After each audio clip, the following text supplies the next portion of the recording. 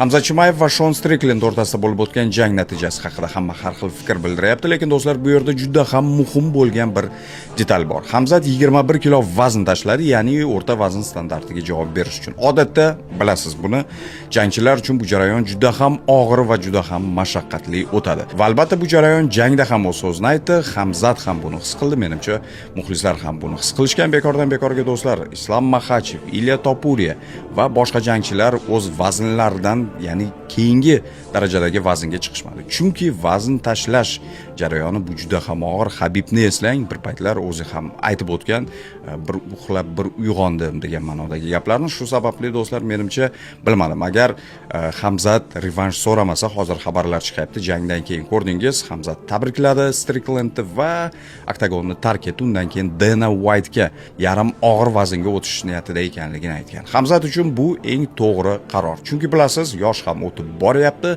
Shu sababli u o'zining har doim sparing qilib yuradigan, tayyorgarlik ko'rib yuradigan vaznda menimcha jang qilgani u uchun ham juda ham muhim.